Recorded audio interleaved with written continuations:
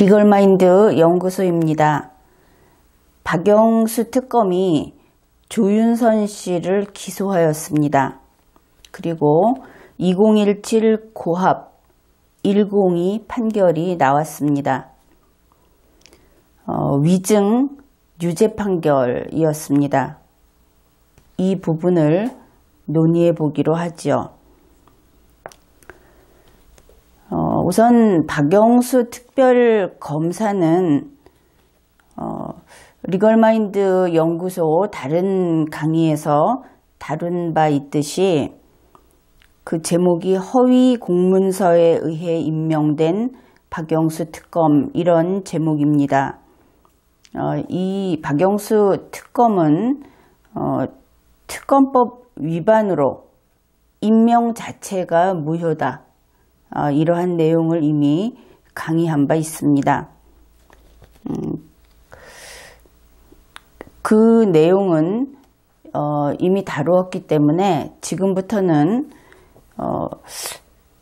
조윤선 씨를 조윤선 장관이던 당시에 압수수색을 하기 시작해서 그 다음에 기소하고 현재 유죄 판결이 나온 여기까지 위증 유죄 판결, 박영수 특검이 위증으로 기소해서 위증에 대한 유죄 판결이 나온 그 내용을 다루기로 하겠습니다. 박영수 특별검사는 2016년 11월 30일에 임명되었습니다. 물론 임명 절차상의 하자가 있다는 이야기는 이미 해두었죠. 11월 30일에 임명되어서 2016년 12월 1일부터 박영수 특별검사라고 하는 직위, 그러한 공무원이 활동하기 시작하였습니다. 다시 이야기해 두지만 박영수 특검이라는 것은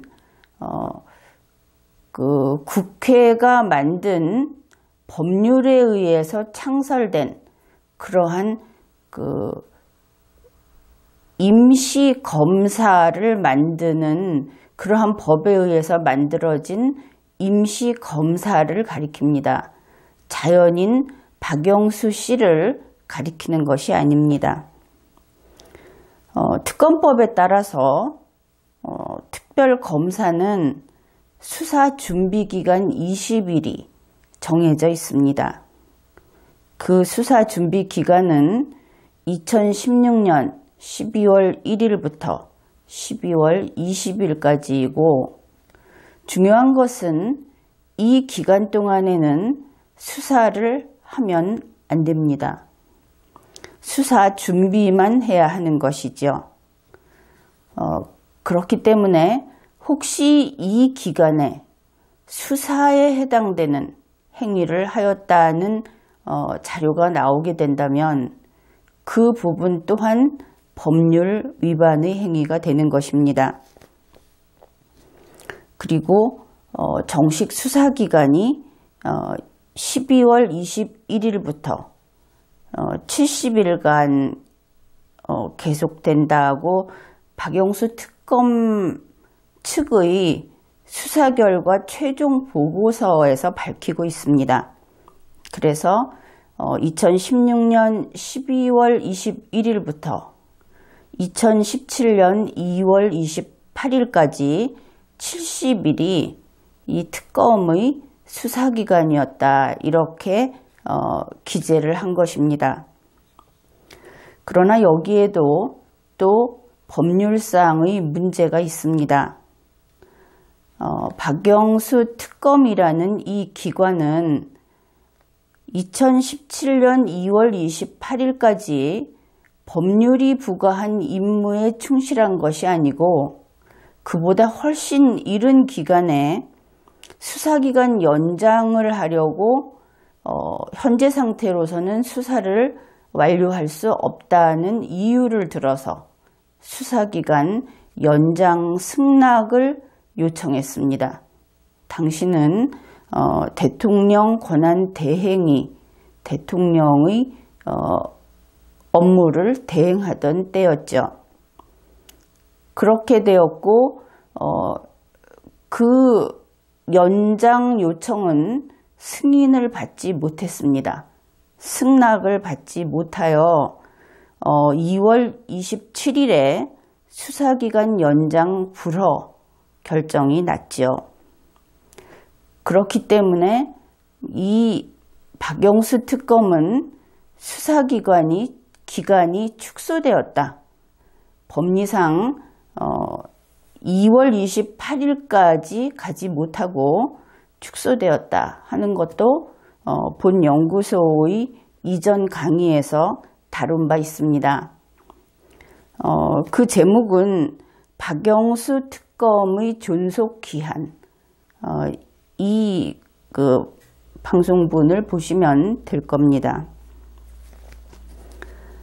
이렇게 해서 2월 28일까지 70일 동안 수사를 했다고 하고, 그리고 박영수 특검은 수사기간 연장 불허로 인해서 수사를 더 이상 할 수 없는 입장이었음에도 불구하고 그대로 남아서 수사를 완료할 수 없다고 대통령 권한대행에게 증거를 제시하면서 요청하다가 그 다음에는 수사를 급하게 완료할 수 있다고 해서 일부를 완료하고, 이것은 상식적으로는 될 수 있는 일이지만 법상으로는 허용되지 않습니다.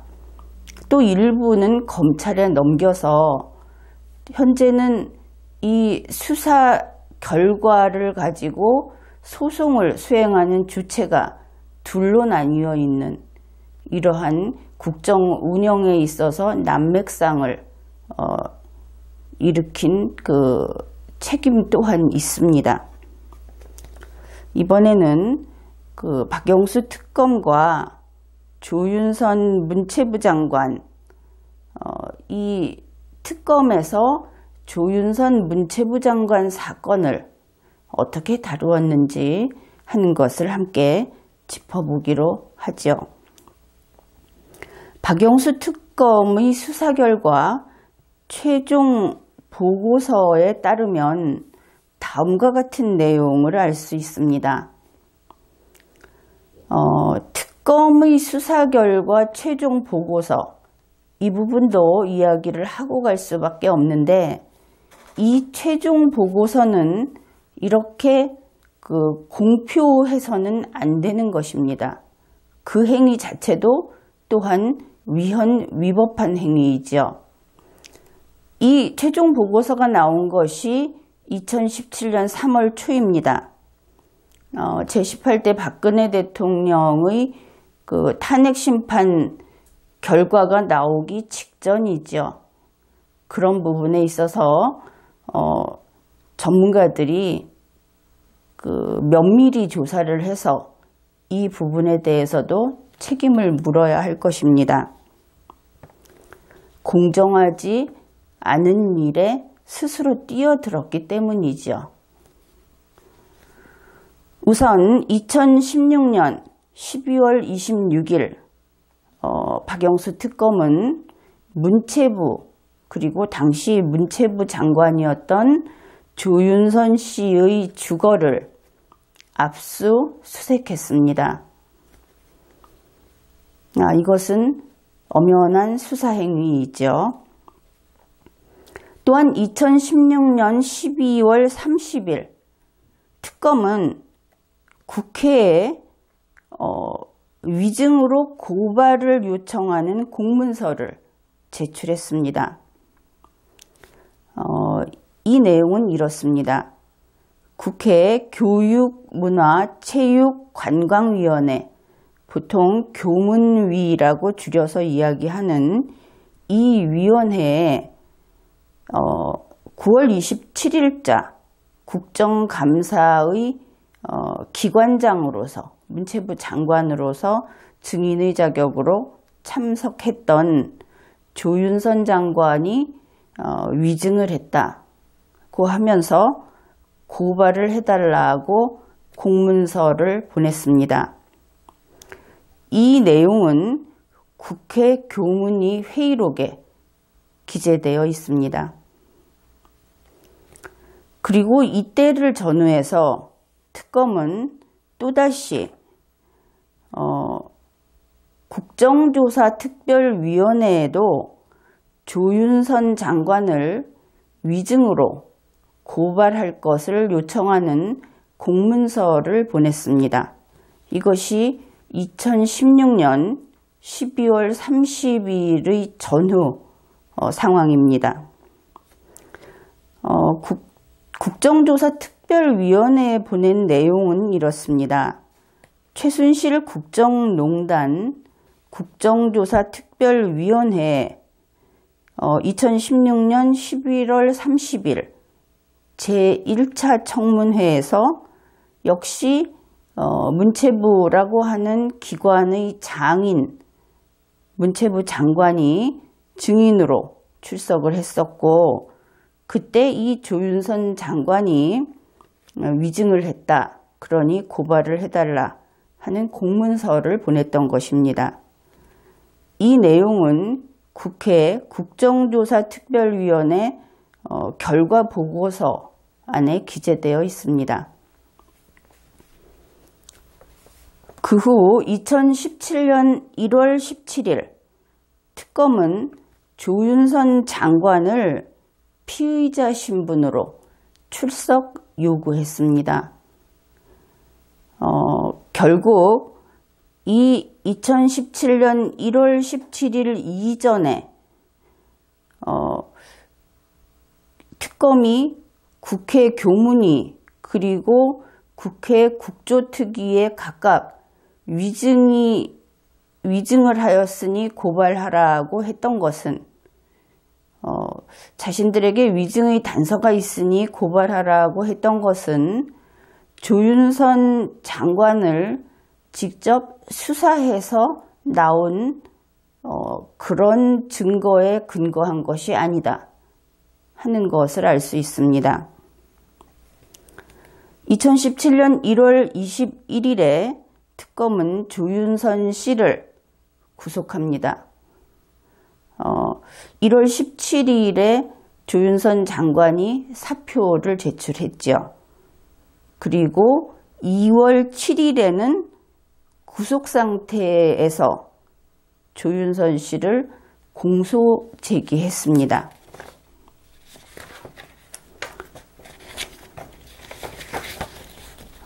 박영수 특검의 수사 결과 최종 보고서라는 문건에는 33쪽에 조윤선 피고인의 위증에 대한 내용이 들어 있습니다. 그 내용은 두 가지입니다.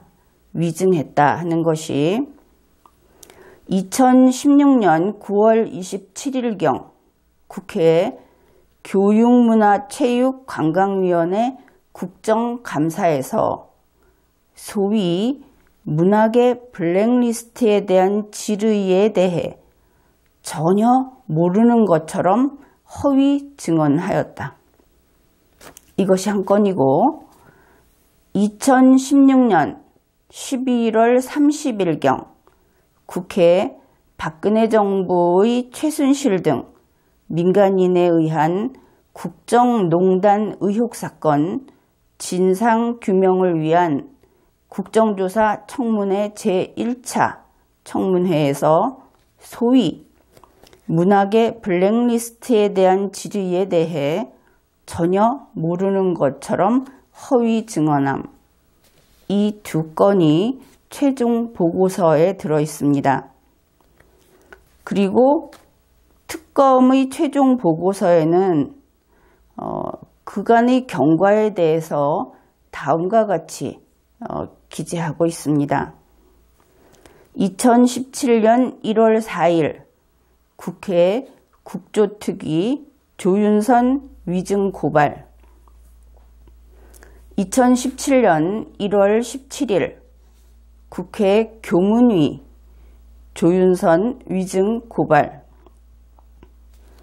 그리고 2017년 1월 18일부터 2월 7일까지는 조윤선 씨를 계속 피고인이라고 기재를 하고 있는데 이것은 잘못된 것입니다. 왜냐하면 2월 7일에 기소되었기 때문에 그 전까지는 피의자로 기재해야 옳겠지요. 2017년 1월 18일 조윤선 범죄 인지, 2017년 1월 18일 조윤선 구속영장 청구, 2017년 1월 20일 조윤선 구속영장 발부, 그리고 바로 다음 날 1월 21일 구속, 또 2월 7일 공소제기 이렇게 되어 있습니다.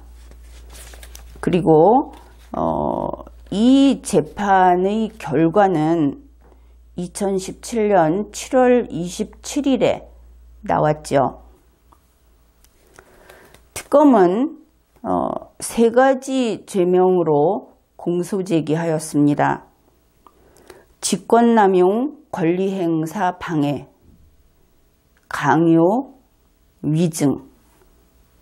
이 가운데 2017년 7월 27일 위증죄에 대해서만 유죄 판결이 나왔습니다. 위증죄 유죄로 조윤선 피고인은 징역 1년, 집행유예 2년이 선고되었습니다. 특검이 기소한 죄명 가운데 직권남용, 권리행사 방해, 그리고 강요 부분은 무죄로 된 것이죠.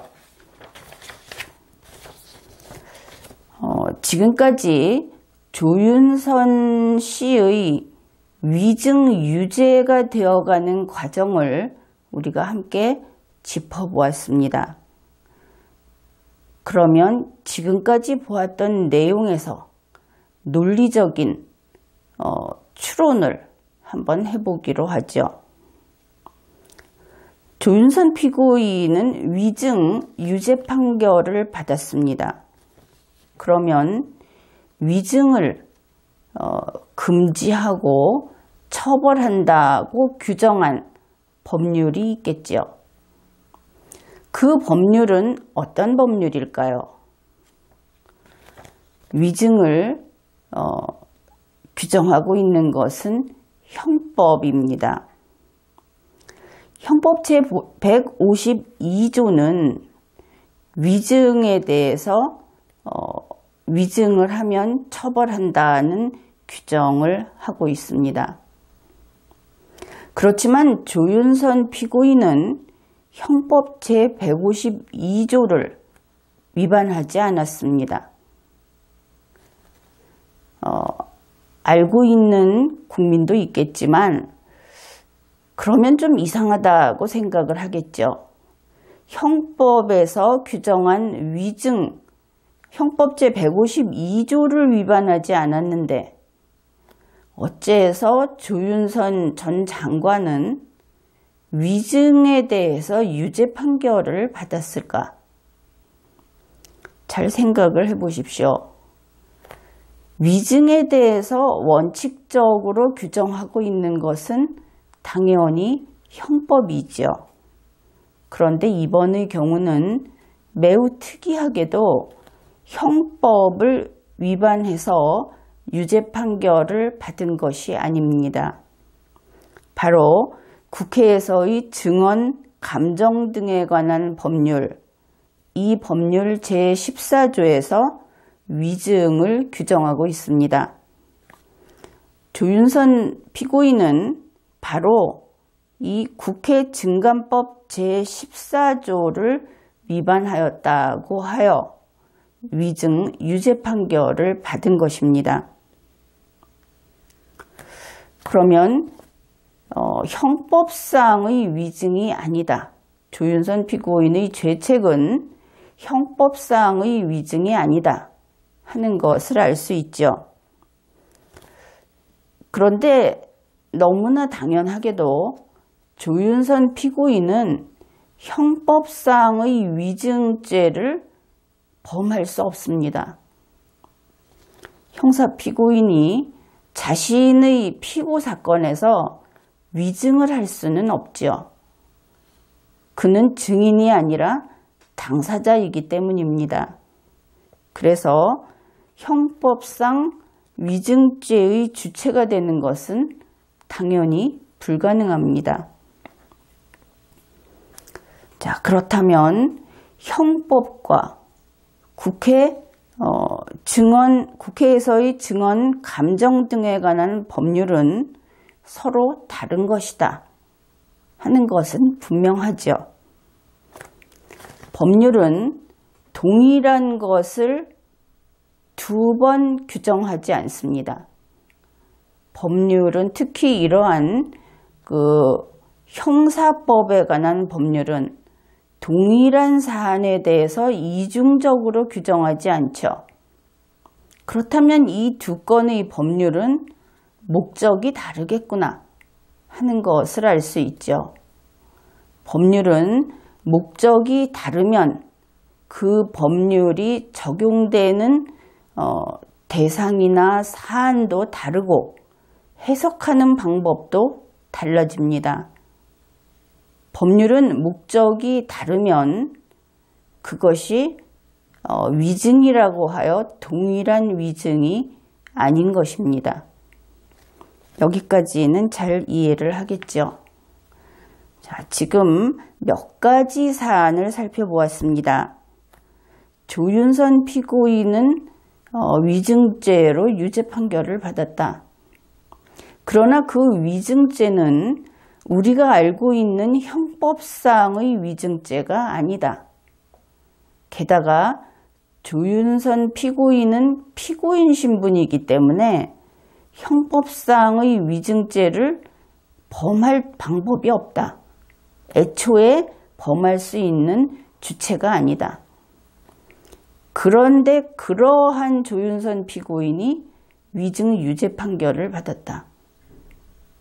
그 위증을 규정하는 것은 국회에 있는 국회의 어떤 절차를 위해서 만들어 놓은 법률 위반이라고 한다.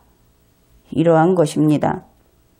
그래서 이 내용에 대해서 지금까지 본 우리가 이야기를 나눈 것을 토대로 삼아서 법률도 찾아보고 여러 가지로 생각을 해보게 되면 어떻게 보면 이번 조윤선 피고인의 위증 유죄가 잘못된 것이 아닌가. 법원에서도 그 처음 출발, 그 근원까지는 생각을 하지 않기 때문에 잘못 판단한 것이 아닌가 하는 생각도 들 것입니다. 왜냐하면 법원의 법관은 법원에 공소 제기가 된 이후에만 살펴보게 되죠. 그 전의 사실관계를 살펴보지만 그 전의 법률관계에 대해서는 법률을 신뢰하고 또 특별검사이긴 하지만 그가 제한된 범위에서 검사의 역할을 수행하고 있기 때문에 검사에 대한 신뢰를 박영수 특검에게도 주었던 것이겠죠. 그런데 박영수 특검은 검사하고는 완전히 다른 그러한 조직입니다. 검사는 대한민국의 법률을 위반하는 모든 사건을 다룰 수 있습니다. 그러나 박영수 특검은 바로 그 특검법에서 규정해 놓은 특검법 제2조의 사항만, 그 이외의 사항은 그가 검사가 아니기 때문에, 그 이외의 사안에 대해서는 검사가 아니기 때문에 다룰 수 없고, 그 사항에 대해서 그리고 그 특검법이 유효하게 존재하는 동안만 검사로서의 임무를 행할 수 있는 그러한 조직입니다. 그래서 법원조차도 이번에는 이러한 뿌리가 잘못된 그 공소제기에 대해서 오판을 할 수밖에 없었다. 그렇게 볼 여지도 있는 것이죠. 이 내용에 대해서는 앞으로 함께 더 깊이 있게 논의를 해보기로 합시다. 이번 회에는 여기까지 하겠습니다.